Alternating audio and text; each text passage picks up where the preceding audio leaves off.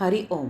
योगदास जयगणेश जोशी यांनी प्रवचनांमधून सांगितलेले कथामृत क्रमांक 23 गैरसमज. एकदा अफलातून नगरीच्या भर चौकात ऐन गर्दीच्या वेळी रहदारी ठप्प झाली. चारी बाजूला वाहनांच्या लांबच लांब रांगा लागल्या. वाहन चालकांनी वाहनांचे हॉर्न वाजवून आसमंत दणाणून सोडला.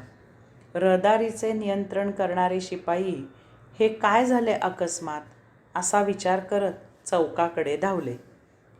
ते पाहताच तर एक जण तावातावाने गरीब बिचाऱ्या जनतेसाठी कनवाळू होऊन भाषण देत होता. ते ऐकायला गर्दी झाली होती, त्यामुळे रस्ता अडला होता. रहदारी बंद झाली होती. शिपायांनी त्या भाषण देणाऱ्याला विचारले, आपण कोण? आपण भाषण द्यायची, सभा घ्यायची परवानगी काढली आहे का? त्यावर तो शांतपणे म्हणाला, मला कसली परवानगी विचारता? पुढे तो जे काही बोलला ते त्या शिपायांना समजले नाही. त्यांनी त्याला पकडून चौकीवर नेले आणि मोठ्या साहेबांपुढे उभे केले.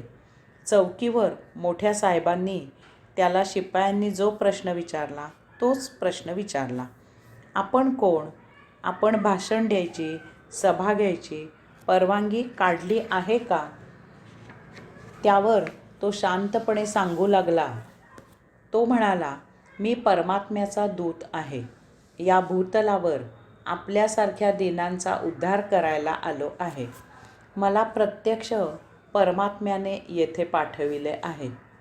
हे ऐकून त्याच वेळी दुसऱ्या शिपायांनी पकडून आणलेला दुसराच एक इसम तिकडून मोठ्याने ओरडून सांगू लागला, साहेब हा खोटं बोलत आहे. मोठ्या साहेबांनी त्या दुसऱ्याकडे पाहत त्याला विचारले, आपण कोण? त्यावर तो दुसरा इसम म्हणाला, मी प्रत्यक्ष परमात्मा आहे. हा खोटं बोलत आहे, कारण मी काही त्याला येथे पाठवलेले नाही. मी या भूतलावर आपल्यासारख्या दीनांचा उद्धार करायला प्रत्यक्षच येथे आलो आहे. परमात्म्याला ओळखावे, आपला वकूब ओळखावा. हे ओळखून त्याची नित्योपासना करत असावे. आपण आणि परमात्मा याबद्दल कोणी गैरसमज करून घेऊ नये. हरि ओम.